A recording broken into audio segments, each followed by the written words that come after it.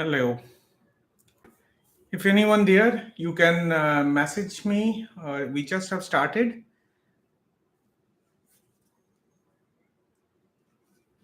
You can chat over here.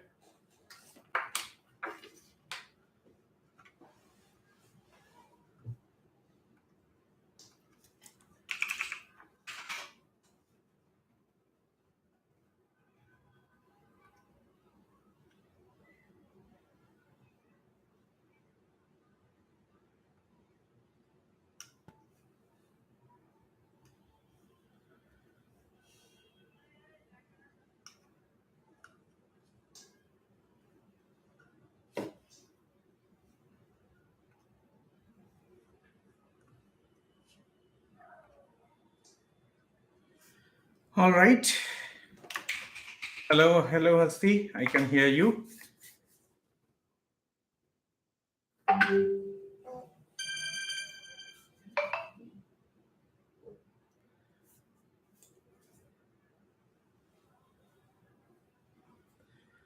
All right, everyone.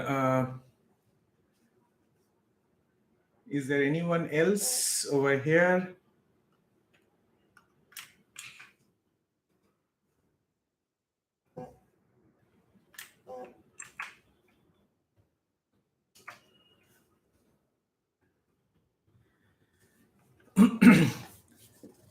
Hey, Shantosh. Hello, how are you?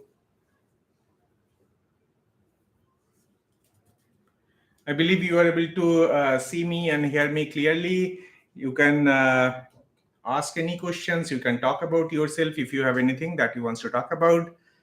This is where we will just, there is no defined agenda as this live session. We will be just having a quick introductions with everyone. We'll talk about what our expectations are, what you wants to hear from us, or any particular videos that you wants to talk about. Hey, Smriti, how are you?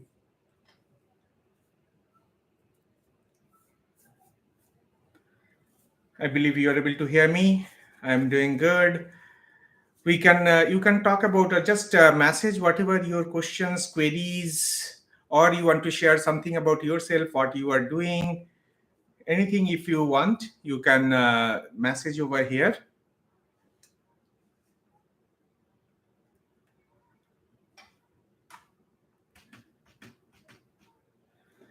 If you have any particular areas that you want to talk about, something interesting on your agile world, some interesting points that you want to talk about, you can give feedback about how you are liking our videos, or if you want to talk about some new areas, new topics that you want us to cover, you can share over here.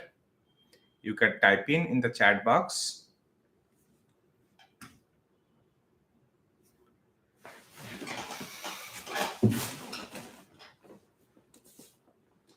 All right, I believe we have so far got message from Hasti, Shantosh, and Smriti.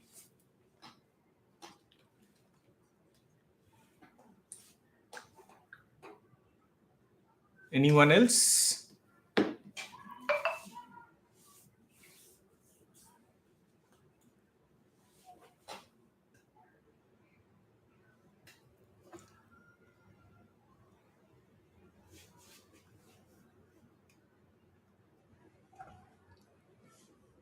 Shantosh, Smriti, Hasti.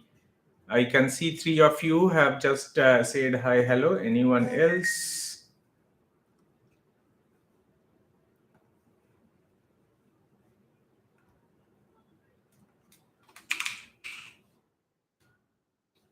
Okay, maybe this is just the beginning. We will get some people will be joining soon from our different groups.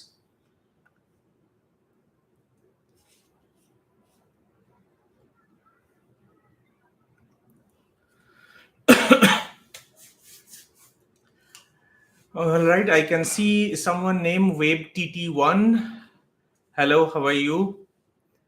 What's your full name? I don't know. Is the name you have? It's coming up as WebTT1.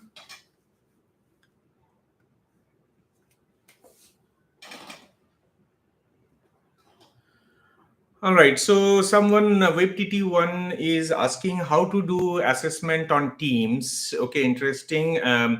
See, assessment you can go with. There are many multiple assessment excels are there where you have multiple different topics that you can go for, or you have a list of all the criteria. You categorize different areas of your agile maturity, that what is the good practices, and then you scale that in a scale of 1 to 5. So let's assume you are categorizing it in product ownerships or product backlog or scrum events or scrum master practices, all those different categories, and each items may have multiple sub items. For example, if I'm talking about scrum events, you can have daily stand up. You have a questions, each point should be a questions. Are we finishing up the daily stand up in 15 minutes? Do we have only teams participate in daily stand up? In that way you can have all those different listings and assess that from a self assessment way. Ask everyone to feel what they feel, where they are in a scale of 1 to 5, and then consolidate that, find out which is the lowest area, make an action plan, and execute that action. Again, after 1 month or sometime later on, do another assessment and see if you are progressing. If you go into agiledigest.com, we also have some templates that you can use to do your team assessment or business assessment. I hope that answered your questions. If you want to talk more about that, we can take that separately. Or if you have any specific questions, we can talk about. Okay. WebTT1, this is AV. Your name is AV. All right. Anyone else? You have some questions? You want to share something interesting? Any particular topics that you want us to create videos on? Okay, sir, I want to become an agile coach. Please let me know the path. Okay, this is not an easy answer or quick answers that we can provide, because see, if I'm not sure what exactly right now you are doing, if you are already a scrum master, and to understand that scrum master itself is a coach. Now, when we talk about, we need to find out what you think is the difference between a scrum master and agile coach. Maybe when you are working as a scrum master, you are primarily focusing in the scrum framework. But once you go as a coach, you will have to go as a framework agnostic way, where you are not only focusing on the scrum, you are looking for different frameworks, scrum, kanban, spotify, safe, whatever it is. You need to analyze the team, and there will be multiple teams work on. Now, once you go as a agile coach, it's not only executing the scrum. There are lots of behavioral patterns changes that you need to bring in. You need to understand the entire value streams flow and the organizational culture, that how you can bring that culture, because you cannot change the organizations overnight. So there is a skills that you need to learn over time. So there is no training that can give you the training and you can become a coach. You needs to spend time working as an within agile environment, and then you can become get more familiar with different anti patterns, different involvement, the management's responses, the stakeholders involvement, and how you can handle that. Apart from that, you need to bring up the behavioral changes, or how you can build a high performing team, how you can bring up the communication way, how you can build the team become self organized. There are multiple different ways. You need to spend time on working as a at least scrum master on or some area where you gain experience. There are different learning concept as well that you can learn and apply. We can definitely work on that. Okay, I can see some questions coming up from Santosh. Can you give some idea with example of estimate a user story for any sprint? What all are parameters into we consider? Sorry if the question is not relevant to. Yeah, you can ask any question, because we don't have any specific topics, so we can go with any question answers. But if you talk about story point estimation, again, you need to understand this is actually not an estimate. This is actually we sizing, and we size the stories with looking into 3 or 4 factors. Number one, the volume of work, how much the work is. Number two is how complex the work is. Number three, how much you don't know about it and how much you know about it. Now, if I take an example that there is a job where an organization acquired another organizations and they realize their source code have lots of hard coding of the previous organization's name and they want to replace with some variable value. And there are kind of 1,000 files. Now, in these situations, what you can see, the volume of work is too high, but the complexity is too low. And we don't have much uncertainty. We just do Control F and find out. We know everything. Now, you look into a different scenario where we have 5 stored procedure, which is taking 5 seconds to execute. We need to optimize that so that it can execute in 1 second. Now, the volume over here is low. But when you look into the complexity, that is high. There are lots of unknown because you don't know how the stored procedure created, what are the table structures are. So looking into the volume, your story points maybe come down. So you need to make a combination. Now, when you do a story point estimation, it's always relative. Normally, what we do in a Fibonacci series 1, 2, 3, 5, 8, 13.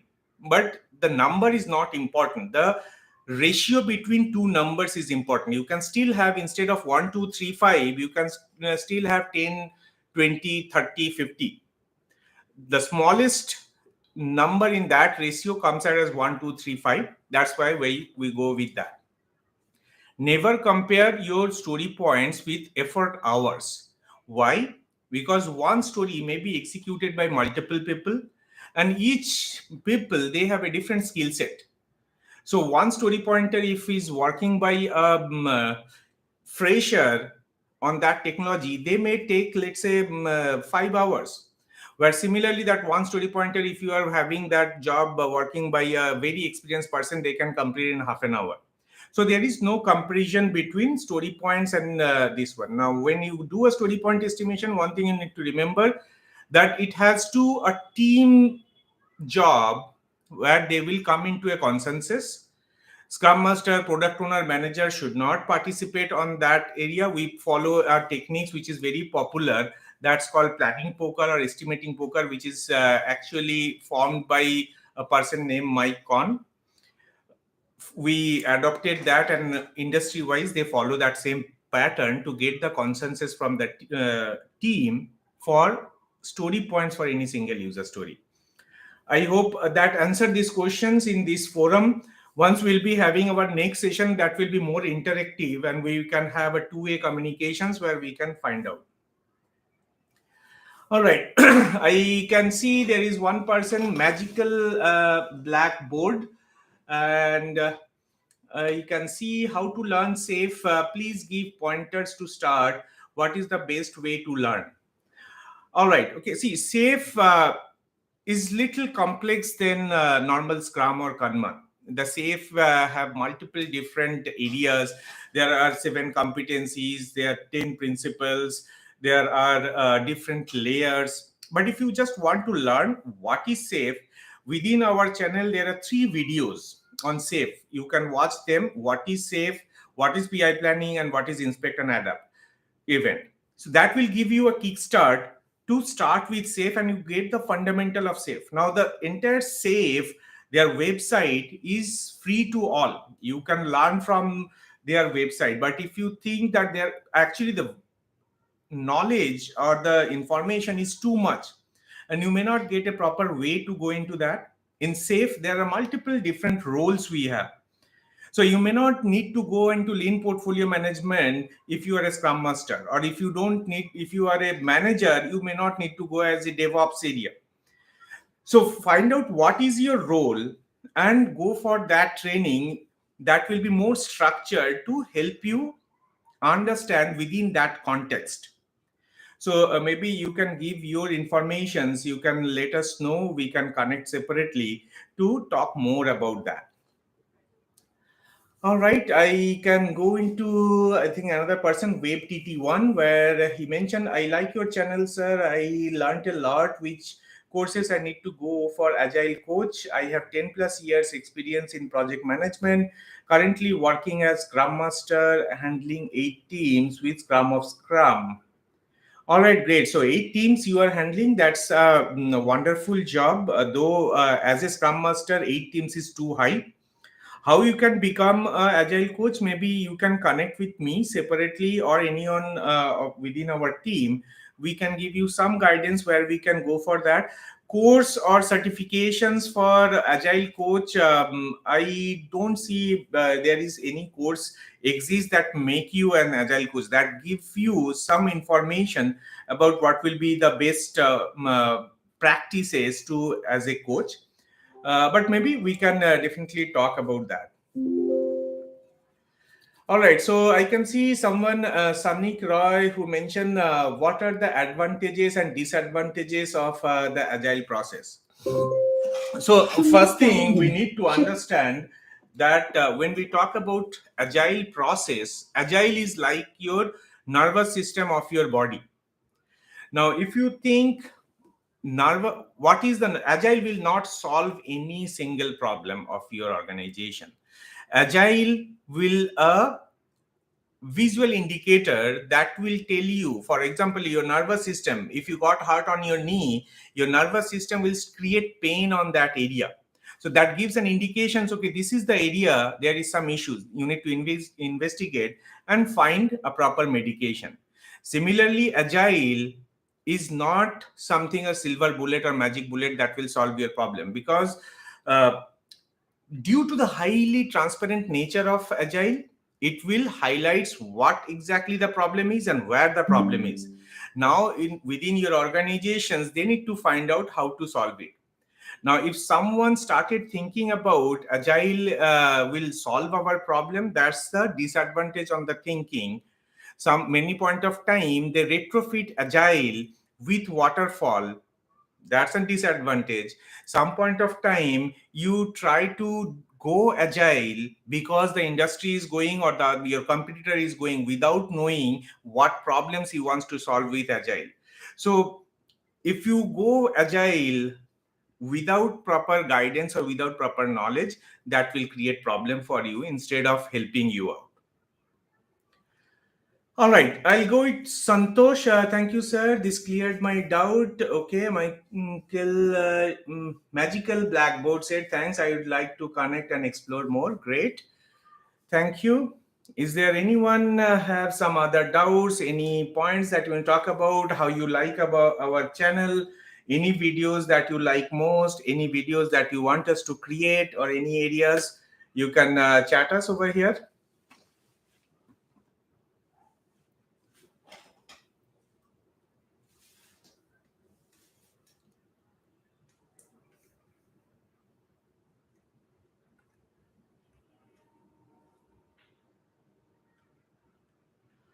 All right. So WebTT says, sir, how can I connect you? You can send me an email, and from there, or I believe you are already part of our Telegram group. Over there, you can send a message that you wants to have a discussion, or you can directly connect from that Telegram group as well. Or you can email me if you go into agiledigest.com. Over there, there is an email ID. The Telegram group link is also in our channels. Any videos descriptions, you'll able to get that channel. Once we'll get connected, we can find out how we can connect more closely, and we can connect sometime over Zoom, and we can talk about on that areas as well. All right, so I can see another. Please explain about lean agile. Okay, what is lean? When we talk about lean, this is a concept that came from, again, if you trace back this all agile concept, it traces back to Toyota, the Toyota's manufacturing system, where the person's name, if you might have heard about a person named called Tiachi Ono, who is known as a father of lean manufacturing. So lean is actually a concept, it's not a framework. It's having 7 principles. For example, one the major important area of lean principles are minimizing waste. by multiple different ways, reducing your delays or removing any approval cycle. It also says deliver as fast as possible, decide as late as possible, think as an holistic view, built in quality. Those are the different principles that lean have.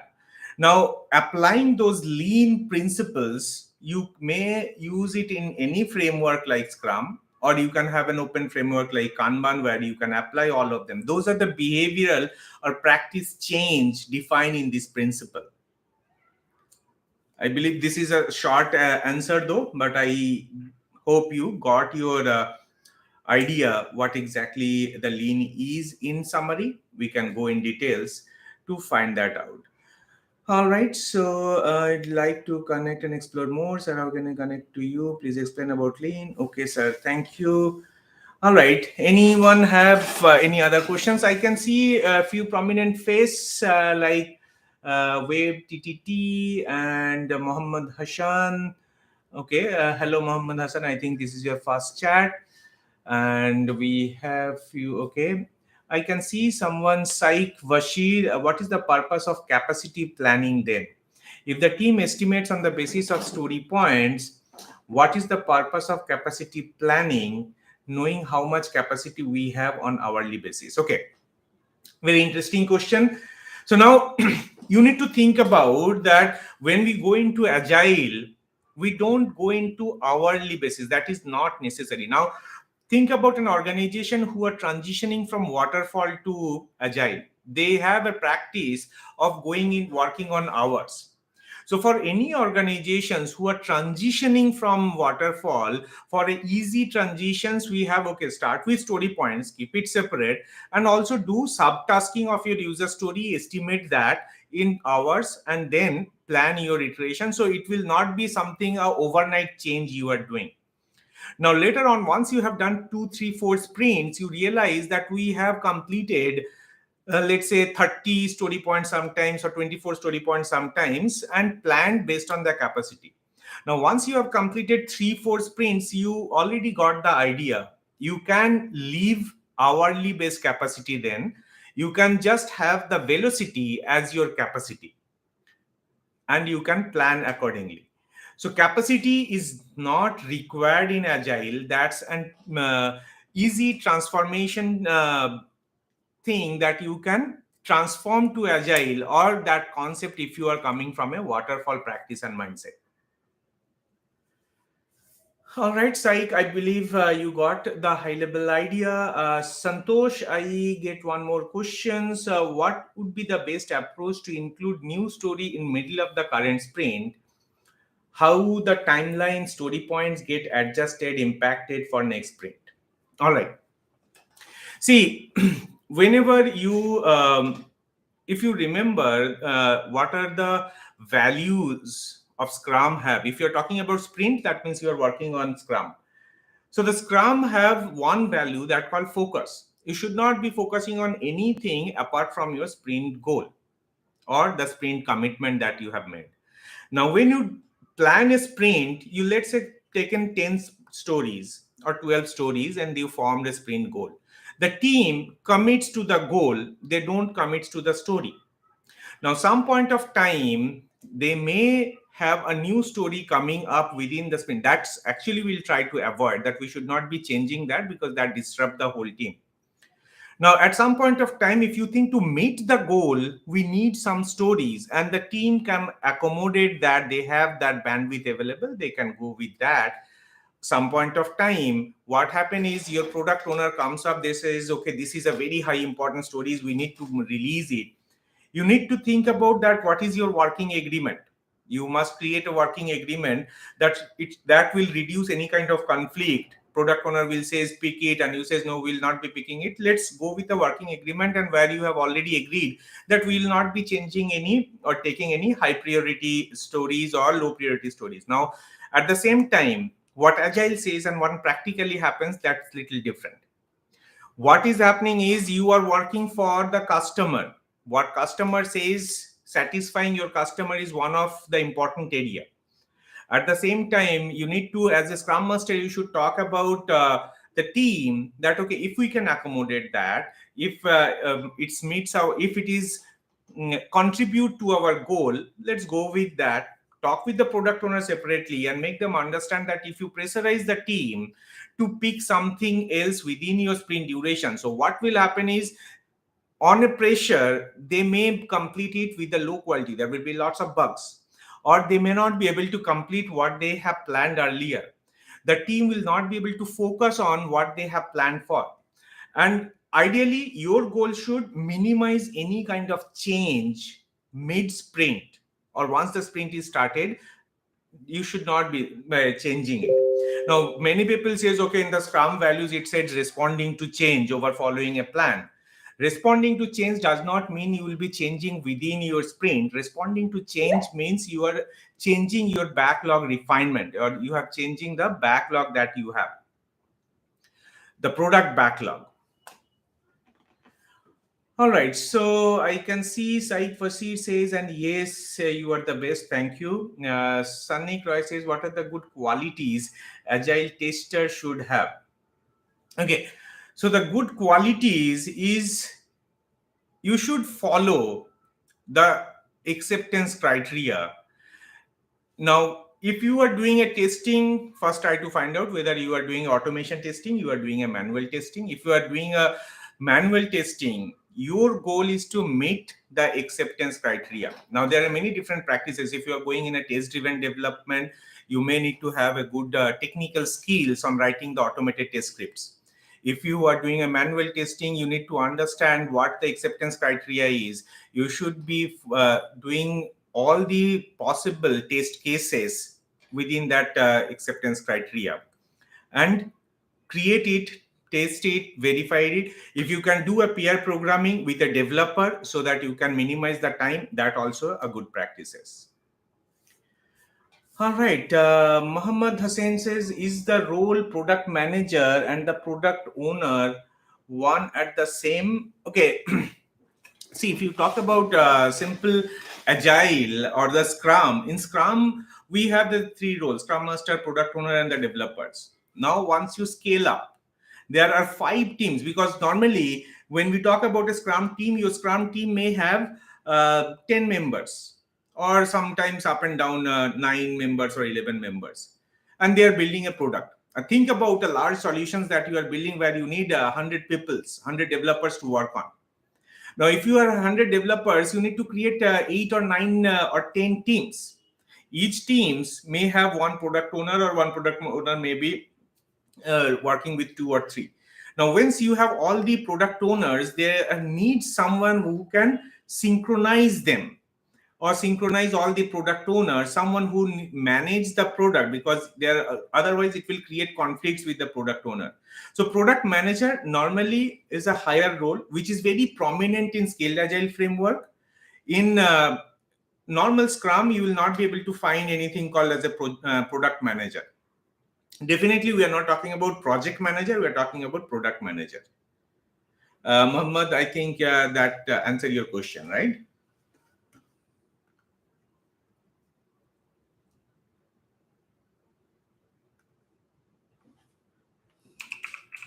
Any other questions anyone have?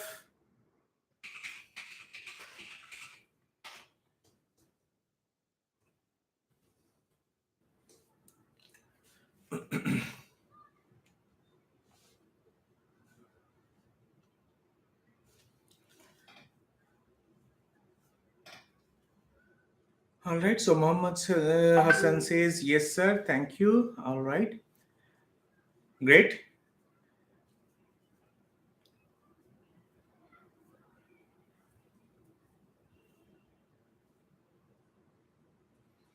All right, you can talk about anything that, any questions that you have, you wants to explain your experience with the other participant, that also great. Okay, I can see Raghavendra also joined.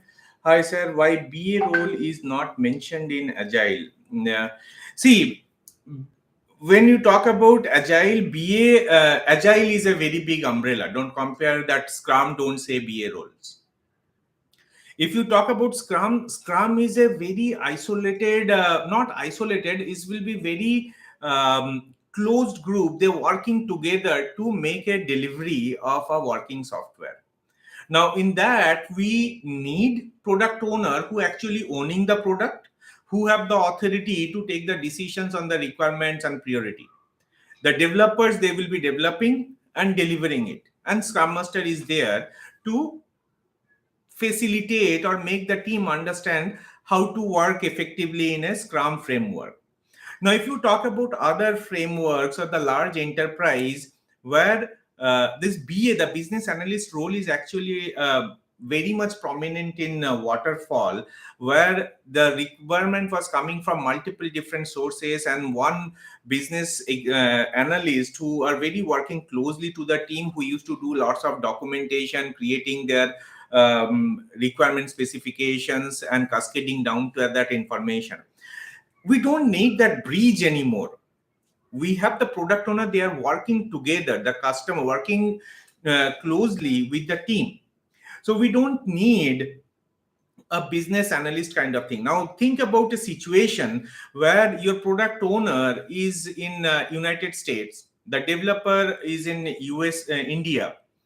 Now what happens is they will not get enough time to talk with the product owner. Product owner may be occupied too much with their stakeholders discussions, so they may create someone called shadow product owner. In Agile world, that's a name came up as proxy product owner, though it's treated as an anti-patterns, but in reality many places that's happened, who are more closely working with the product owner and become a bridge between the product owner. Though that's not very effective, it's very effective if you work directly with the product owner. That is the reason we don't have a dedicated role defined in BA. If it is absolutely required, there is no other alternatives. You can have someone, you can call them as a shadow product owner, proxy product owner, or business analyst, whatever you think. They can work. But ultimately, even if you have that, the authority will still have with the product owner. The decisions they take to prioritize, that will be with your product owner. Business analyst, even they cannot take the decisions that this we will deprioritize. If they needs to, they will consult with the product owner, and they will, who is the product owner, who owns the product. Now think about, you are renovating your house, right? So who will take the decisions? The color of the wall will be green or pink or blue? You. Now you says, okay, I am actually staying in different city, so I have assigned someone else, so that person will be giving you the instructions. So whoever is the carpenter or masons, they will be coordinating with that, but ultimate decision still I will be taking. I will be coordinating with that person who is actually shadowing me at the ground. All right, I will go with the next question. Capacity planning versus velocity planning. Okay, see, velocity is not a planning. Capacity, if you are driving a car, you can plan what speed you will maintain, and velocity is the speedometer. It says what speed you are going. So when we talk about velocity, velocity is an output matrix. It's not something a planning data. Velocity, what is velocity? The average of completed story point for last 6 to 10 iterations. Now this is the velocity. You cannot plan velocity. You can plan your sprint, and based on that, when you completed, it will contribute to the velocity. That's an average. But capacity, when we plan capacity, normally what happens is, as an agile team, you will go with the velocity as your capacity. Now some point of time, we calculate, okay, this time we have 2 company holidays, 3 members is in off, some off, and some uncertainty buffer that we keep into point to plan our capacity. If you are still using velocity, many organizations, many teams, they still do effort based capacity, even they are having the velocity. So those are 2 different things.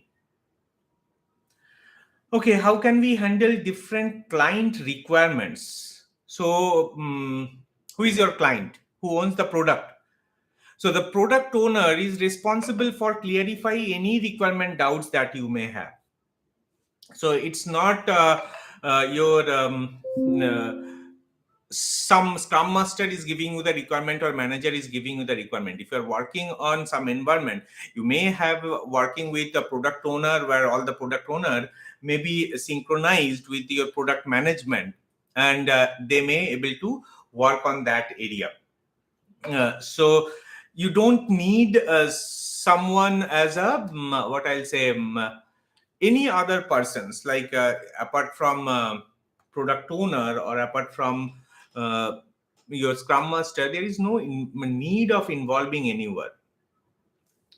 uh, okay, different. So client requirements, when we talk about client requirements, everything you will be handling through different layers of work. For example, the client may have a vision, so you have a vision.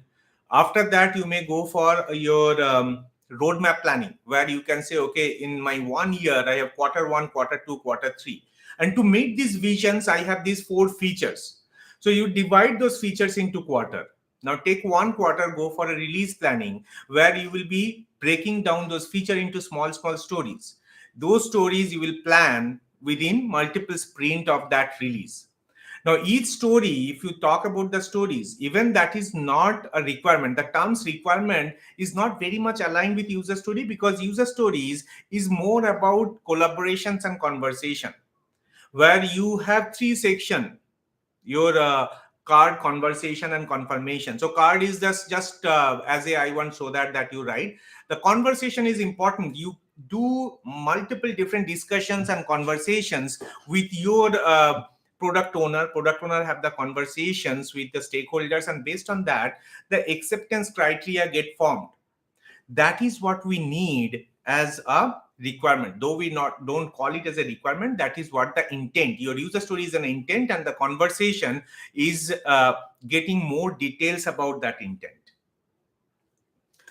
All right, so I will go with the next person. I know Scrum is scalable for large projects, but by looking at the Agile framework, it seems it is applicable to small projects only. Can you please explain how can we make it possible? Yeah, you can go with scaled Agile framework.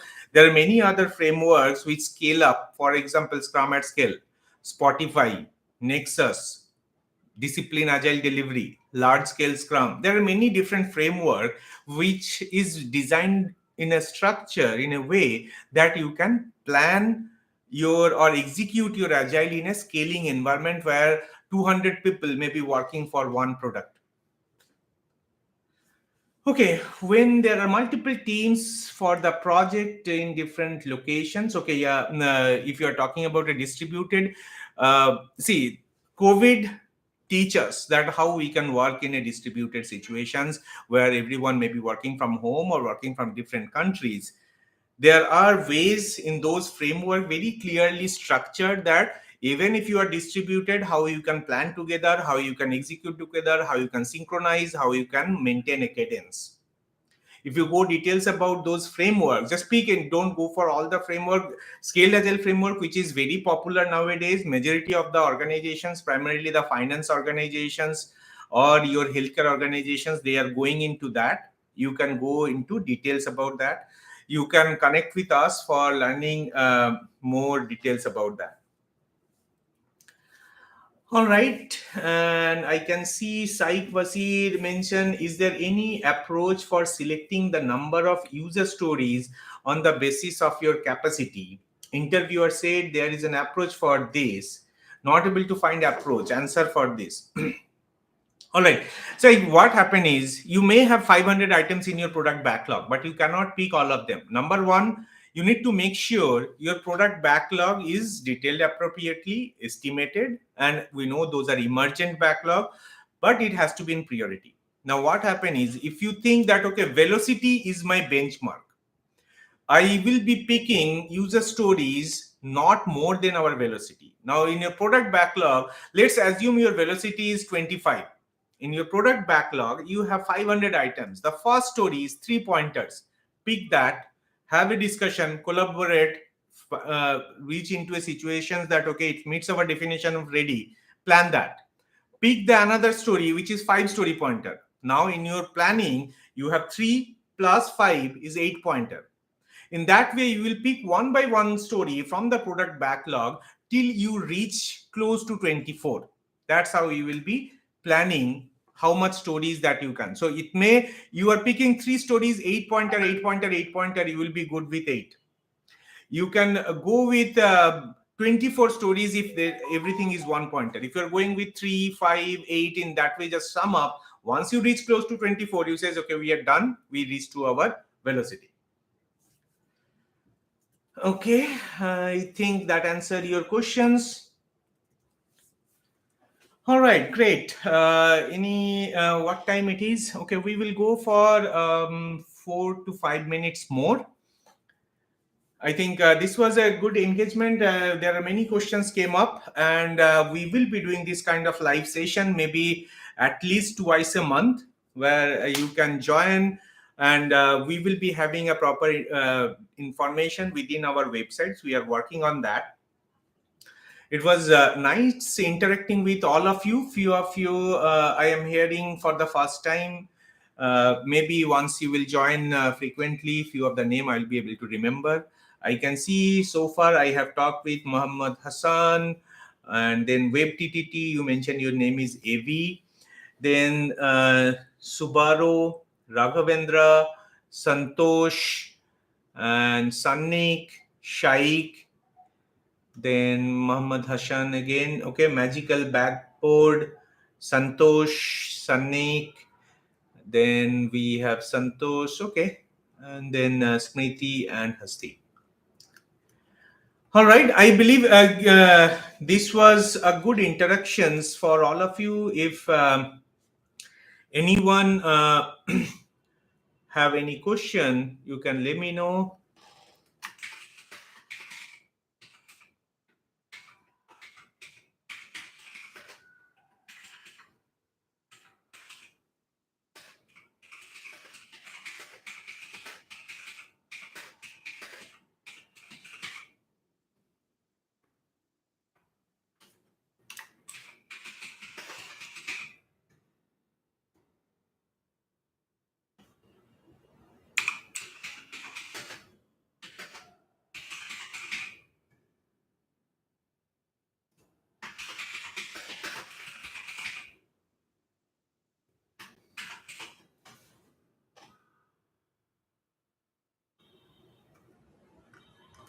All right, so I am just creating one poll where you can give answers. Will Scrum Master be involved in costing and budgeting? Typically, no. Uh, Costing and budgeting, maybe if you are working on a large enterprise, there will be people who are working on a portfolio layers. In a typical organization and service industry, you may have a project manager. They are not involved in the Scrum process, but you may have that, and they will be doing the costing and budgeting. Right, are we clear?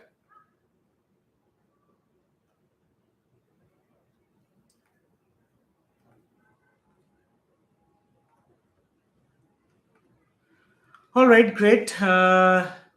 Thank you so much for sharing us the materials. We get a lot of inputs from there. Thank you. All right, great. I think we are approaching the closer time. It was actually very engaging. I didn't expected that so many people will come and ask their questions. That's great. All right, so I think if anyone wants to share something, you can share it. We still have 2 minutes more. Thank you for sharing the knowledge. Thank you, Raghavendra.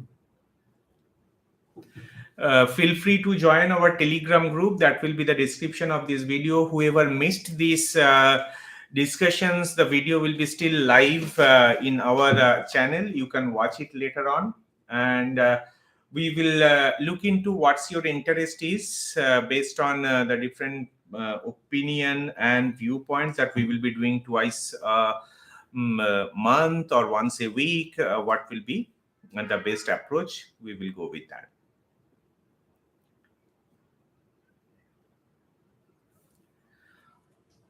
All right, anything else? All right, great. I think then probably we will take a off over here. I will just say thank you. Thanks everyone for supporting me on that YouTube channel. Feel free to give your feedback, what videos that you want us to create on.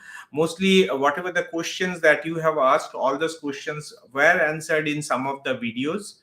You can go over there, chat with us on the Telegram group that we have, join this, subscribe our channel so that you can get to know any new videos are coming up, and you will also get notified for this live session.